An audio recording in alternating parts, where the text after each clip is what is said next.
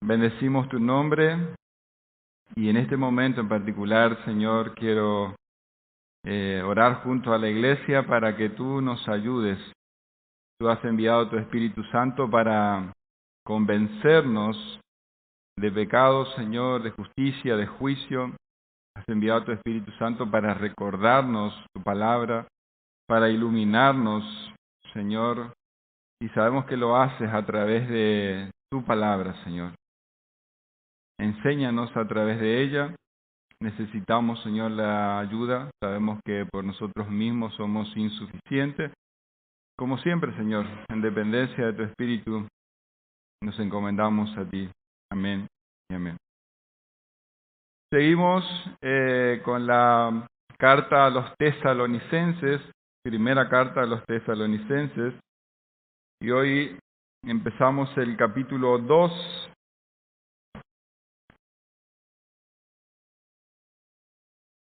Gracias. Capítulo 2, del 1 al 9.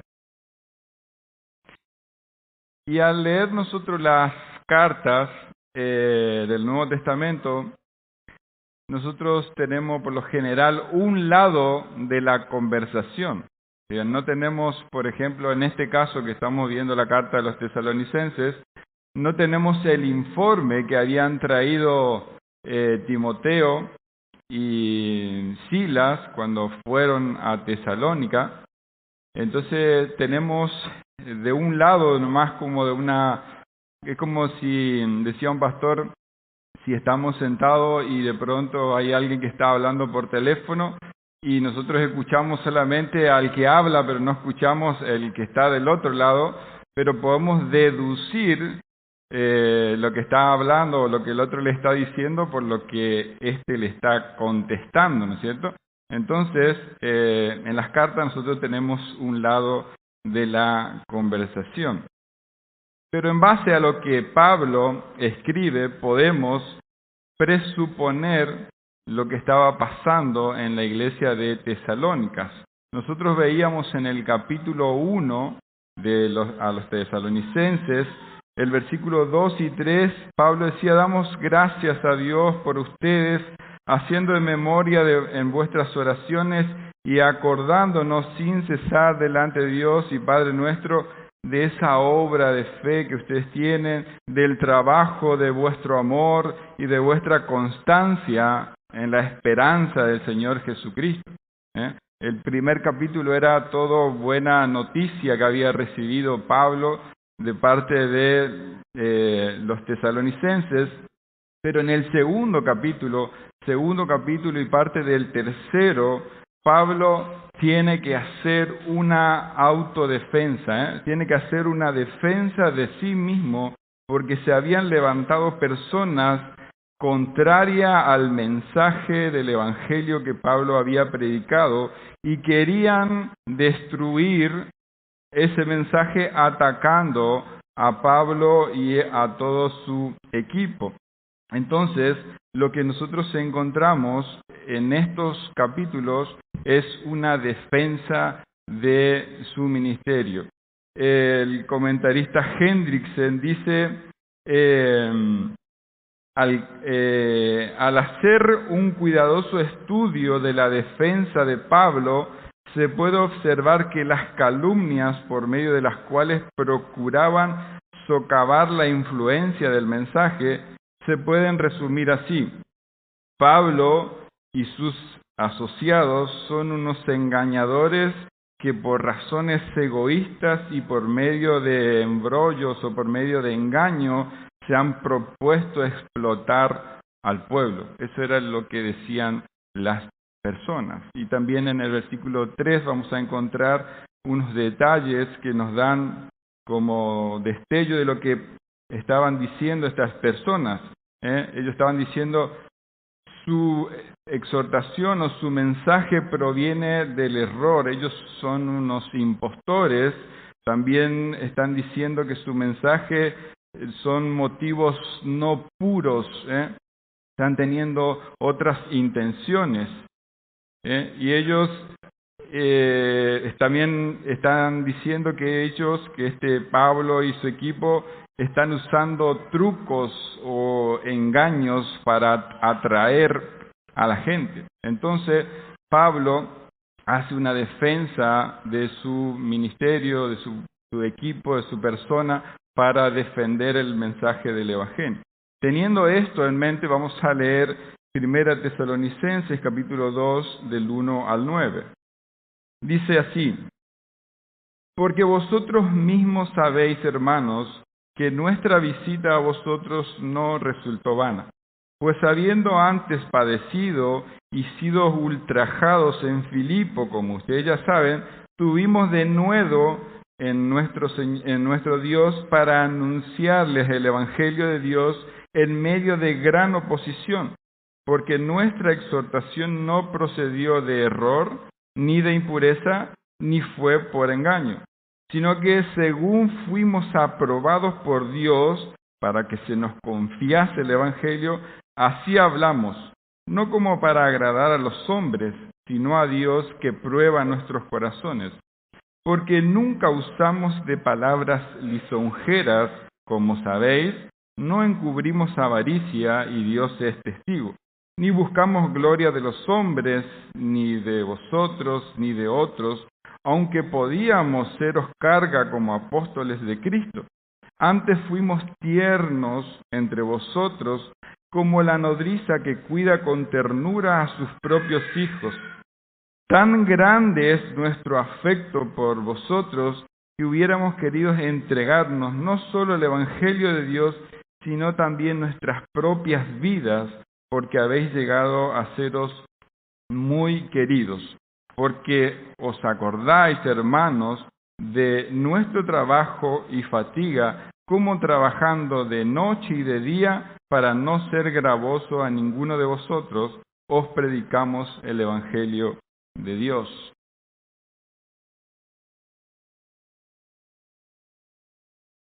Muchas veces no entendemos por qué Dios permite algunas cosas en nuestras vidas y tampoco entendemos por qué Dios permite cosas en la vida de otras personas, ¿no es cierto? Bueno, gracias a Dios que permitió que estos enemigos estuviesen calumniando a Pablo, a Silas y a Timoteo, es que hoy en día tenemos en manos esta hermosa defensa que Pablo hace y que nos muestran características de un pastor, característica de un verdadero ministro del Señor, característica de cómo son los hechos de un verdadero pastor.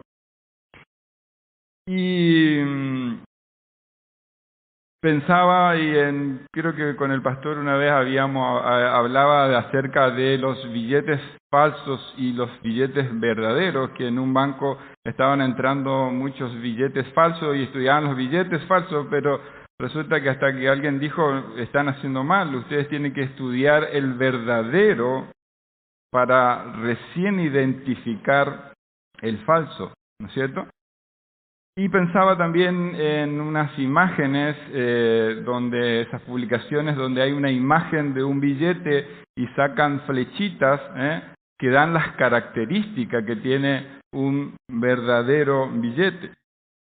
Así que probablemente muchas personas estén pensando ahora y poniendo las miradas en el pastor y qué va a decir de las características del pastor y para analizar el pastor, ¿no es cierto? Pero quiero decirle que esta palabra es no solamente para el pastor, sino que para todos nosotros como iglesia, ¿no es cierto? Por lo menos por dos motivos. Esta palabra es para usted también.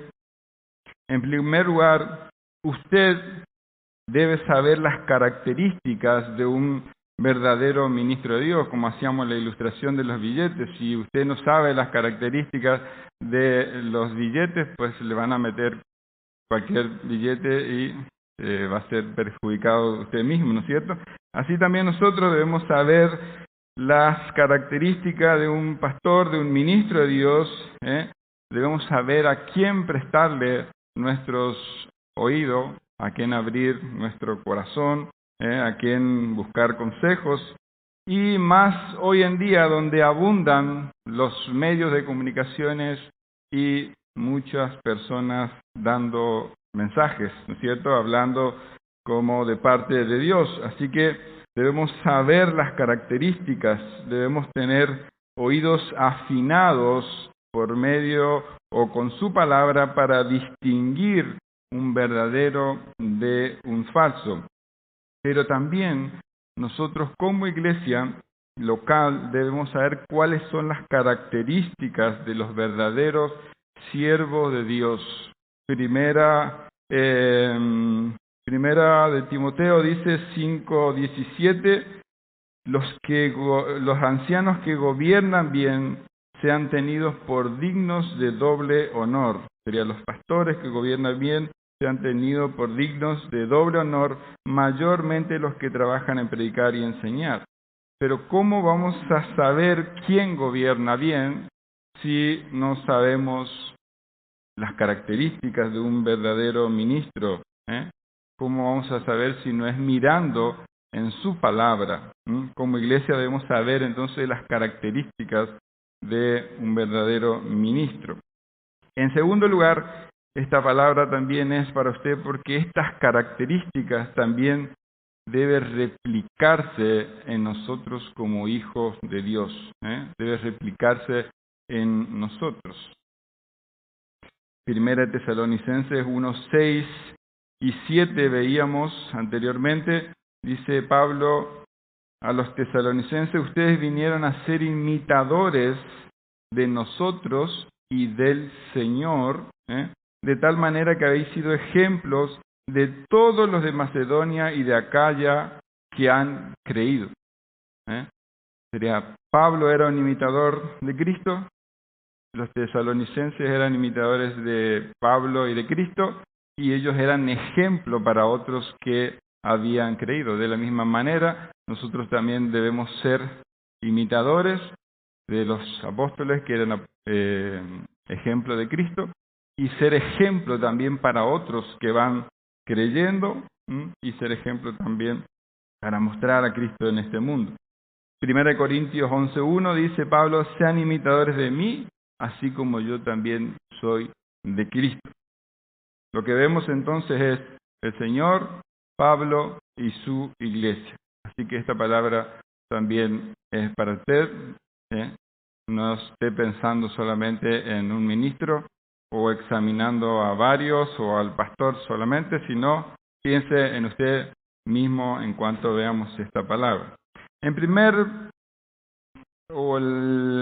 he agrupado en 4 características, y la primera encontramos la entrega, su entrega. En el versículo 1, Pablo le dice: hermanos, ustedes mismos saben que nuestra visita a vosotros no resultó vana. Y acá no está hablando de que su visita no haya dado fruto en la iglesia, porque a partir de su visita se funda la iglesia de Tesalónicas. Lo que está, o vemos los frutos, ¿no es cierto?, que vemos en el capítulo 1, sino que acá está diciendo: ustedes saben que cuando fuimos, no fuimos con las manos vacías. Lejos de querer sacarles algo a ustedes, como andan diciendo por ahí, les trajimos algo. ¿Y qué les trajeron? El versículo 2 dice: el Evangelio de Dios. Parafraseando estos 2 versículos, el 1 y el 2, Pablo estaría diciendo algo así: hermanos, ustedes mismos saben que cuando fuimos a ustedes, no fuimos con las manos vacías. A pesar de haber sido azotados en Filipos, Dios nos dio el denuedo, Dios nos dio el valor para anunciarles el Evangelio en medio de toda oposición. Pablo y su equipo misionero estaban imitando al Señor. Nuestro Señor Jesús no vino con las manos vacías tampoco. Él vino a traernos el mensaje de salvación y también se entregó a nosotros, o se entregó para que nosotros fuéramos salvos. Estas características es la que un pastor debe imitar, debe ser alguien que no tiene las manos vacías, alguien que dejó su vida y se entrega a la predicación del Evangelio de Dios. Esta característica es la que nosotros también debemos imitar. Vos y yo, usted y yo tenemos algo en las manos.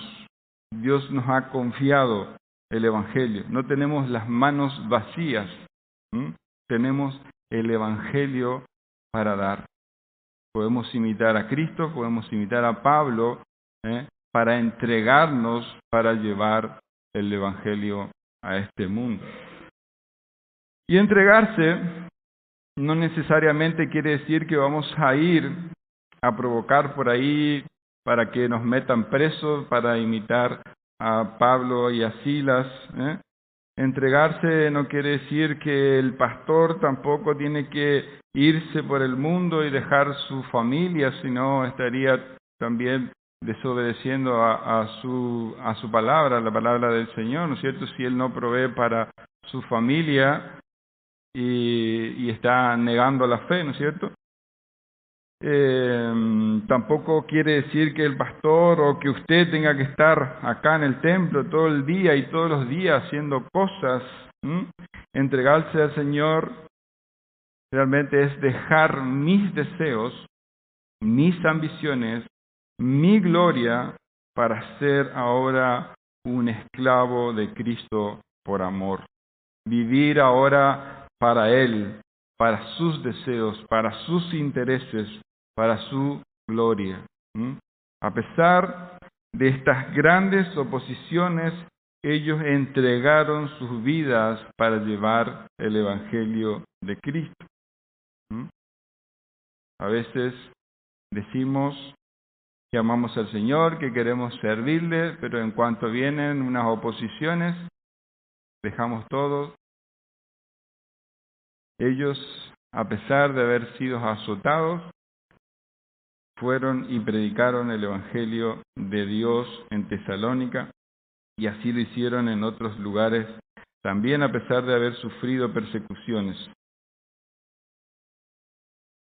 Ahora, tal vez ese entregarse sea en tu vida personal, sea dejar deseos, pasiones, orgullo por evangelizar a tu familia, por evangelizar a tu esposa, a tus hijos, a los compañeros del trabajo, a los compañeros de estudio, o por tal vez traer y enseñar el Evangelio, su palabra, a su iglesia. Eso es lo que hacen los ministros. Tienen que acomodar, ajustar sus vidas para servir, para llevar las diferentes facetas de este Evangelio de Dios a su iglesia. Y es muy probable que tengas oposiciones, y de hecho la vamos a tener, pero como dice el versículo 2, el denuedo en Dios, ese valor que viene de Dios, cuando Pablo pide que oren para que me sea dada palabra o para que me sea dado el denuedo para hablar su palabra. El Espíritu vino y capacitó a los apóstoles para que hablen su palabra. Nosotros debemos orar a Dios para que nos dé ese denuedo, para que nos llene de valor por medio de su Espíritu Santo, para que podamos hablar su palabra a este mundo. Orar para que Dios le dé el valor al pastor, a los ministros, para que hablen con denuedo su palabra. No sea que solamente estemos criticando, que no habla su palabra, pero no estamos orando para que hable con denuedo, con valor su palabra. orar a Dios para que nos dé y prediquemos, nos dé ese valor y prediquemos ese evangelio de Dios. Y en el versículo 3 podemos notar las acusaciones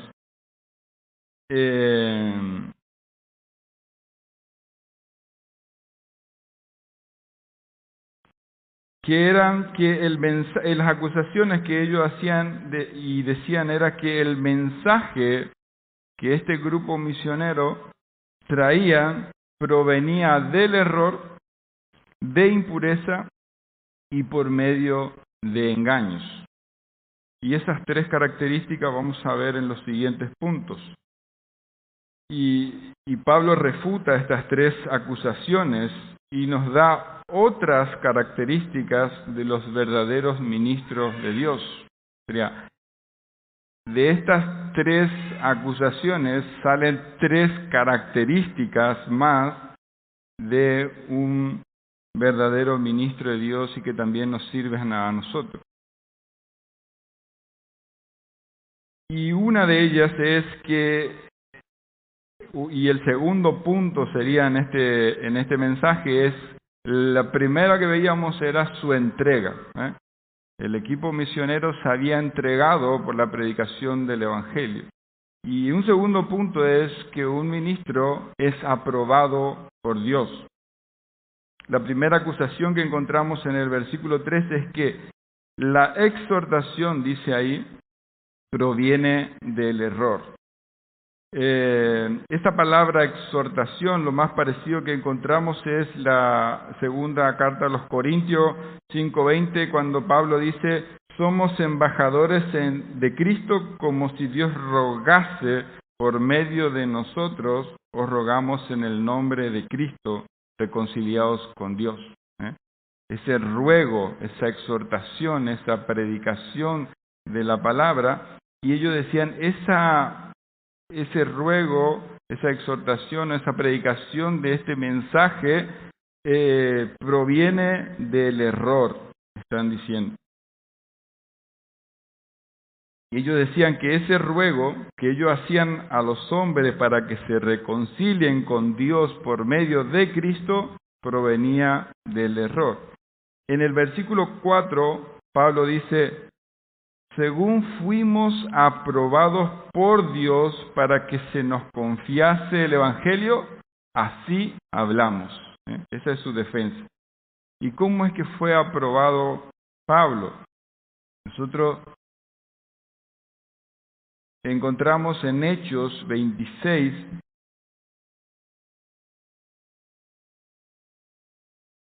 en respuesta a esto de cómo fue aprobado Pablo, dice, o en primer lugar, es el Señor quien llama a Pablo, quien es el que lo aprueba, ¿no? Si Dios te aprueba, no hay hombre que nos desapruebe, ¿no es cierto? En camino a Damasco, persiguiendo a cristianos, Jesús le sale al encuentro y le llama a predicar el Evangelio. Hechos 26, del 16 al 18 dice,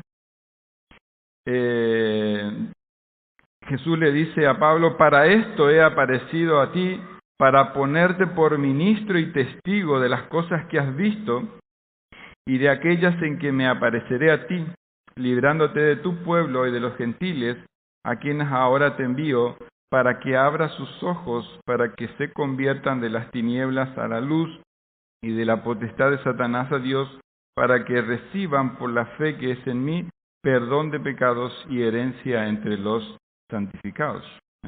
Entonces, esta acusación, nosotros podemos ver que Dios mismo es quien le llamó a Pablo y nosotros podemos confiar en este mensaje que Pablo predica porque es Dios mismo quien le había llamado a él a predicar este mensaje. Luego también, no es para que veamos que no es un invento de él nomás, también se le aparece a Ananías. ¿Se acuerda que Pablo había quedado ciego y se le aparece a Ananías y le dicen en Hechos 9:15, nos relata esto, el Señor le dijo a Ananías, ve porque instrumento escogido me es este para llevar mi nombre en presencia de los gentiles y de reyes y de los hijos de Israel.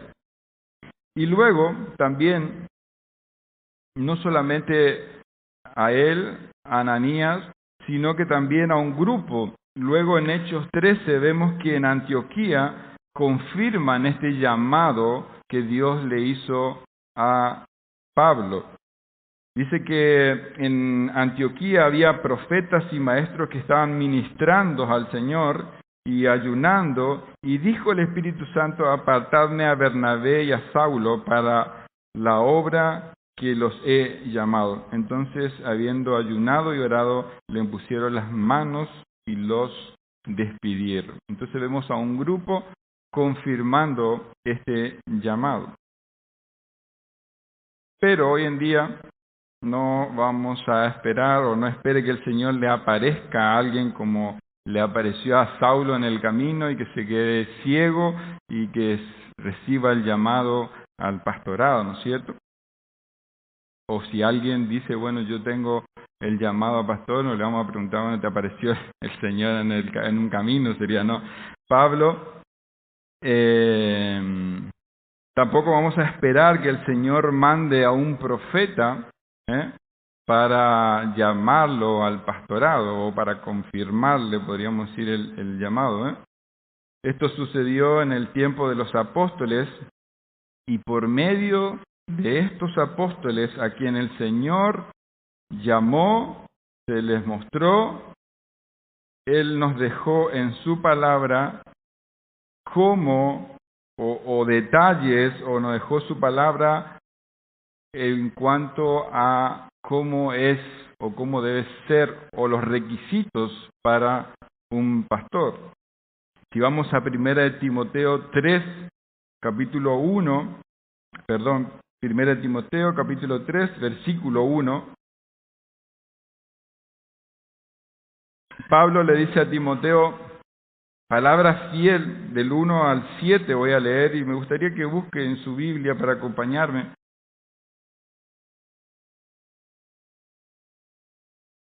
Acá encontramos los requisitos de un pastor.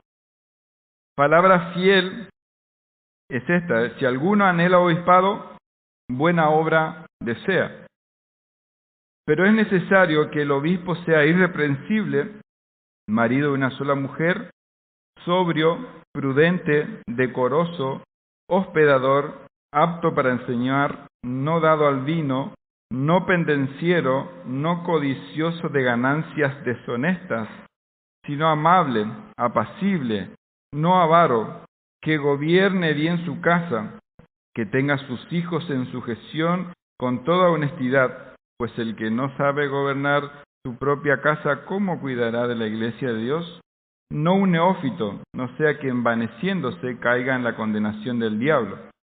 También es necesario que tenga buen testimonio de los de afuera, para que no caiga en descrédito y en lazo del diablo. Entonces, vemos que debe haber un llamado, o hay un llamado interno de parte de Dios, y esa persona se manifiesta en un anhelo por servir a la iglesia pastoreando. Versículo 1, si alguno anhela ese obispado, buena obra desea. Pero también hay un reconocimiento de parte de la iglesia. El pastor no se delega, no se hereda un pastorado, no se compra, no es el más bonito o el que mejor habla o el que más trabaja o el que más, no sé, estudio, seminario tenga.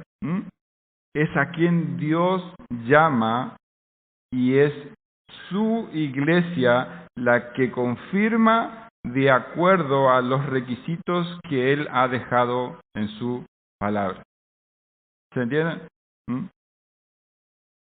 Otra acusación era que su exhortación o que su mensaje provenía o procedía de impureza. Y este es el tercer punto,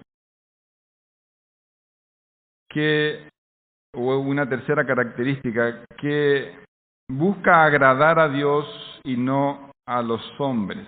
Ellos decían, este mensaje procede de un deseo impuro. Pero la característica de un buen ministro, de un cristiano también, ¿no es cierto?, es agradar a Dios y no a los hombres. Las acusaciones eran que ellos hablaban un mensaje impuro, como dije, un mensaje que buscaba agradar a los hombres para aprovecharse de ellos. Estos le acusaban de que su mensaje provenía de una intención de buscar sacar provecho de ellos. Lucas nos dice en el libro de Hechos, relatando justamente este suceso, Hechos 17, versículos 2 y 3, y Pablo dice, como acostumbraba fue ellos, y por 3 días de reposo discutió con ellos, con los judíos en la sinagoga, ¿no es cierto?, declarando y exponiendo por medio de las Escrituras que era necesario que el Cristo padeciese, que resucitase de los muertos y que Jesús, a quien yo os anuncio, decía él, es el Cristo. Él les explicaba con las Escrituras que ellos mismos tenían que era necesario que el Cristo padeciese, muera, resucite y ascienda a los cielos, ¿no es cierto? Ese era el mensaje que Pablo predicaba. Entonces vemos que no provenía tampoco de un invento o con intenciones maliciosas. O como vemos en el versículo 2, 4 de nuestro texto, dice, fuimos aprobados por Dios para que se nos confiase el Evangelio y así hablamos. Anteriormente veíamos que Dios es quien le aprobó, quien le confió, y eso es lo que está hablando Pablo. No está hablando un error. Gálatas 1:9 dice, como antes hemos dicho, también ahora lo repito, si alguna os predica algún evangelio diferente del que hemos recibido, sea un anatema. Pues, dice Pablo, ¿busco ahora el favor de los hombres o el de Dios? ¿O trato de agradar a los hombres? Pues si todavía agradara a los hombres, no sería un siervo de Cristo. Un ministro busca agradar a Dios y no a los hombres. Predica el Evangelio de Dios, aunque muchas veces le traiga oposiciones y persecuciones, predica el Evangelio de Dios y todas sus implicaciones, ¿cierto? Primera Tesalonicenses 2:4 dice, así hablamos, no como para agradar a los hombres, sino a Dios que prueba nuestros corazones. Él apela a esa omnisciencia de Dios y dice, Él es el que prueba nuestros corazones. Y todos nosotros también lo debemos hacer, como lo hizo Cristo, como lo hicieron Pablo y Sila, Timoteo, como lo hizo la iglesia de Tesalónica, de las demás iglesias, hablar, predicar el mensaje de Cristo y buscar agradar a Dios y no al mundo. Si buscamos agradar al mundo y no a Dios, no vamos a agradar ni a Dios ni al mundo. Somos esclavos de Él y buscamos agradarle a Él. Dios es el único que conoce nuestras intenciones y Él tiene que ver, tiene en nuestro corazón es que nosotros predicamos a Cristo para agradarle a Él y no para sacar algún provecho de la gente o de la iglesia, como lo vemos mucho hoy en muchos lugares. Gente predicando y tal vez está predicando la palabra, pero con intenciones maliciosas. Aunque generalmente tuercen la palabra para aprovecharse de las personas. Una cuarta Y última característica es el cuidado tierno y desinteresado de los ministros, o de este ministro que vemos, o de estos ministros que vemos acá, que son dignos de imitar. Y la tercera acusación que vemos contra Pablo y su equipo es que ese mensaje era un engaño. Se dice que en aquellos tiempos había muchos filósofos, muchos impostores, hechiceros, charlatanes, estafadores ambulantes, a fin de impresionar a la gente, usaban artimañas para engañar a la gente, diferentes tipos de artimañas, diferentes tipos de filosofías para engañar a las personas y aprovecharse de ellos. No estamos lejos hoy en día. Vemos mucho eso. Gente usando filosofías, usando diferentes cosas para engañar a la gente y sacarle provecho. Entonces la acusación es, ellos hacen uso de trucos, le decían, para atraer a la gente. Y Pablo le dice, ustedes mismos saben que nunca usamos palabras lisonjeras y que nunca le estuvimos chamullando, por así decirlo. Primera Tesalonicenses 2:5 dice, porque nunca usamos palabras lisonjeras como ustedes ya saben, ni encubrimos avaricia, y Dios es testigo. Poniendo a Dios por testigo, Pablo le dice que ellos jamás hicieron uso de adulaciones, que nunca se escondieron tampoco detrás de un disfraz, que eran como buenos, pero que sus intenciones eran sacarle dinero, sacar prestigio, gloria de ellos. Nunca hicimos eso, dice Pablo. Ustedes lo saben bien. Y Dios es testigo también. Así que podemos aprender que debemos tener cuidado de esta clase de predicadores que solamente usan estas artimañas, estas adulaciones, estas palabras para aprovecharse, endulzan los oídos, pero jamás hablan del pecado, jamás hablan de una santificación a su iglesia. Y aún dentro de la iglesia debemos tener cuidado de personas así, de personas aduladoras, que hablan con palabras lisonjeras. Pablo le escribe a los Romanos 16, 17 y 18, dice, les ruego, hermanos, que se fijen en los que causan divisiones y tropiezo en contra de la doctrina que vosotros habéis aprendido y que aprendiste de ellos, porque tales personas no sirven a nuestro Señor Jesucristo, sino a sus propios vientres, y con suaves palabras y lisonjas engañan a los corazones de los ingenuos. Debemos tener cuidado, no debemos ser ingenuos.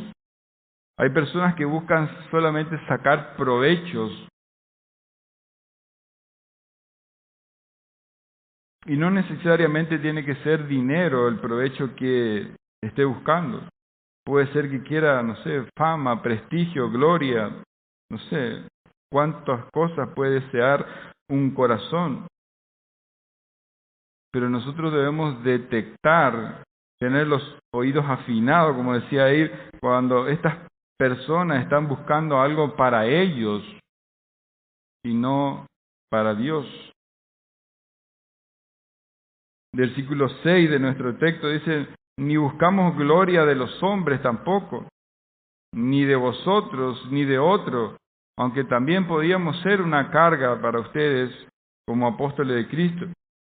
Ellos tenían el derecho de recibir sustento de parte de la iglesia por estar sirviéndole, como dice en otra parte, el obrero es digno de su salario. Pero ellos no usaron de ese derecho, sino que trabajaron, dice, de día y de noche para no serles una carga.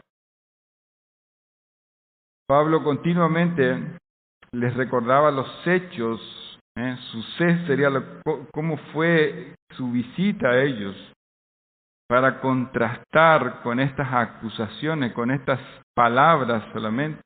Versículo 1 le dice, vosotros mismos sabéis que cuando estuvimos ahí no fuimos con las manos vacías, le llevamos el Evangelio a pesar de haber sufrido en Filipos.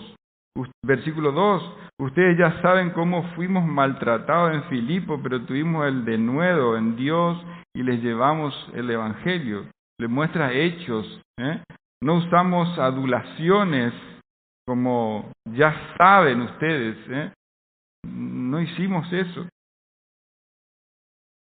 El 2.9 dice, porque os acordáis, hermano, de nuestro trabajo y de vuestra fatiga, cómo trabajamos de noche y de día para no serles gravoso. Y les predicamos el Evangelio de Dios. Podemos notar la diferencia entre un falso y un verdadero. La diferencia es los hechos. El falso puede hablar mucho, pero sus hechos dejan mucho que desear.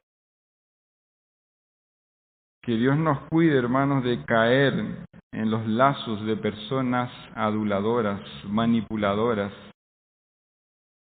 pero que también nos libres de ser solamente de palabras y no de hechos. Que Dios nos ayude. Y ante las acusaciones, Pablo le podría estar diciendo, a los hechos me remito.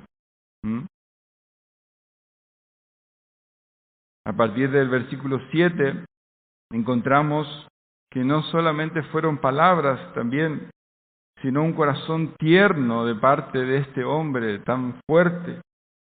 No solo era que no había interés o no solamente que estaba desinteresado en obtener cosas de ellos, sino que también tenía un corazón tierno para con la iglesia. Versículo 7 de nuestro texto. Antes fuimos, dice, tierno entre vosotros, como la nodriza que cuida con ternura a sus propios hijos. Una nodriza era una sierva que se convertía en parte de la casa y su función era cuidar, incluso amamantar a los hijos de la señora de la casa. Y se generaba un vínculo muy fuerte entre la nodriza y los hijos de la casa, pero Pablo dice, y como que va más profundo, y dice, fuimos tan tiernos con ustedes como una nodriza que cuida con ternura a sus propios hijos. Un comentarista dice, como cuando una nodriza que a la vez es madre, abriga, mima, acaricia a los hijos que son los suyos propios, pues ella misma lo dio a luz. Ese era el amor que le tenía Pablo a esta iglesia. Y yo pensaba que solo una nodriza sabe la diferencia entre cuidar hijos de su señora y cuidar y amamantar sus propios hijos, como solamente lo va a saber una madre, lo que es cuidar y amamantar su propio hijo. Cómo tiene que coordinar, ajustar su vida, sus días, para criar y amamantar a ese hijo. Y eso es también a veces, o es lo que hacen los pastores.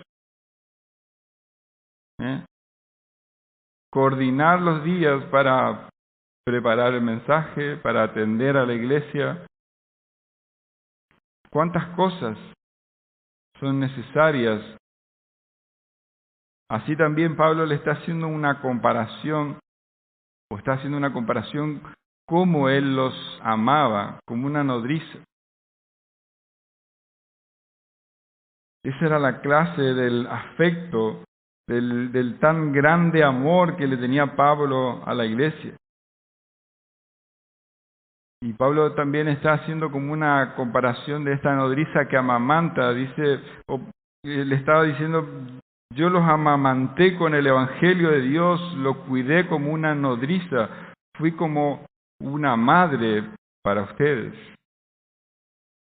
Y a los Gálatas, Pablo le dice, hijitos míos, por quien vuelvo a sufrir dolores de parto hasta que Cristo sea formado en vosotros. Esas características debemos buscar en los ministros del Señor. ¿Y de dónde saca Pablo esta comparación de la nodriza? De Dios mismo. De Dios mismo, el que, de hecho, Pablo vemos continuamente cómo imita a Dios, a Cristo, ¿no es cierto? Isaías 49:15 dice, ¿se va a olvidar la mamá o la mujer de lo que dio a luz para dejar de compadecerse de los hijos de su vientre? Aunque ella se olvide, yo nunca me voy a olvidar de ti. Dios está diciendo, ustedes son mis hijos, yo los amamanto. Isaías 66:12 también dice, porque así dice Jehová, he aquí que yo extiendo sobre ella paz como río y la gloria de las naciones como torrente que se desborda. Y mamaréis y en los brazos seréis traído y sobre las rodillas seréis mimados. Eso estaba diciendo el Señor acerca de sus hijos. Dios está diciendo, yo los voy a tomar como una madre y los voy a amamantar y luego los voy a poner en mis rodillas y los voy a mimar. Esa es la clase de amor que el Señor nos tiene. Esa es la clase de amor que Dios nos tiene como hijos. Y ese amor es el que se replicó en estos siervos de Dios, en Pablo, en Silas, en Timoteo y en los apóstoles vemos. El versículo 8 de nuestro texto, continuamos, dice, tan grande es nuestro afecto por vosotros que hubiéramos querido entregarnos no solamente el Evangelio de Dios, sino también nuestras propias vidas, porque habéis llegado a ser muy queridos. Otra vez, no solamente el Evangelio, entregar nuestras propias vidas. Y otra vez, Pablo imitando al Señor Jesús. Jesús no solamente vino a entregarnos el mensaje de Dios, no solamente vino a traernos lo que Él escuchó del Padre, ese Evangelio glorioso, esa buena noticia, sino que se entregó. Él no solamente trajo el mensaje, Él era el mensaje mismo. Y entregó su vida para que nosotros podamos ser salvos por medio de Él. Así que Él vino a reconciliar al mundo como veíamos, y eso es lo que nosotros debemos predicar. Así que si hay alguien en esta noche que aún no cree en Cristo, por medio de Cristo nosotros podemos reconciliarnos con Él, y Él nos ama tanto, como veíamos, como una nodriza a sus hijos. Él quiere amamantarte con el Evangelio, Él quiere hacerte parte de su familia. Esa es la clase de amor, y por eso es que ha enviado a su Hijo Jesús para que por medio de Él puedas ser salvo. Y ese amor que nosotros vemos en estas personas, en Pablo, en Silas, en Timoteo, es un amor realmente extraordinario. Y es el amor que debe tener un ministro por su iglesia, pero es también ese mismo amor el que nosotros debemos tener por su iglesia, por nuestros hermanos. La vara realmente es muy alta. Pablo nos la puso bien arriba. Imitando a Cristo, puso la vara muy alta. Pero es la gracia de Dios la que hizo que estos hombres puedan amar de esta manera. Veíamos en el versículo 2, creo que dice, según tuvimos el denuedo, el valor en Dios. Es solamente la gracia de Dios que nos va a ayudar a que nosotros podamos amar de esa manera. Cuando contemplemos ese amor de Cristo por nosotros, es que nosotros podemos amar de esa misma manera. Si nosotros veíamos a Pablo antes de su conversión persiguiendo cristianos, pero Jesús le salió al encuentro y cambió su vida y le hizo un ejemplo de Cristo para que nosotros podamos ver. Es la gracia de Dios que puede capacitarte para que puedas amar con el amor de Cristo. Así que, hermanos, gracias a Dios por su palabra. Gracias a Dios por esta defensa que nos muestra estas características que tiene un ministro, pero que también nos muestran un corazón de Pablo, de todo su equipo, y que a los cuales nosotros debemos buscar imitar. Así que esta palabra sea también para todos nosotros y que el Señor nos ayude a imitar estas características también todos como iglesia. Vamos a orar, darle gracias al Señor y que nos ayude a aplicar su palabra a nuestras vidas. Señor, bendecimos tu nombre y te damos gloria a ti por dejarnos tu palabra. Gracias porque por medio de ella podemos aprender acerca de ti, Señor, acerca de tu gran amor, como veíamos. Ayúdanos, Señor, a que al contemplar tu amor podamos replicar también en nuestras vidas, Señor, entregándonos para llevar tu mensaje, para predicar tu evangelio, Señor. Aunque vengan oposiciones, te rogamos que nos des el denuedo para poder predicar, para poder hablar tu palabra, Señor. Enséñanos, ayúdanos. También ayúdanos a saber detectar, Señor, si hay personas que están buscando sus propios intereses. Ayúdanos, Señor, a tener los ojos abiertos y ayúdanos a buscar agradarte a ti y no a los hombres, Dios. Ayúdanos a amarte, a reconocer que tú eres nuestro Señor, nuestro Salvador, y a ti te debemos, Señor, toda gloria, toda alabanza. En el nombre de Jesús oramos, amén.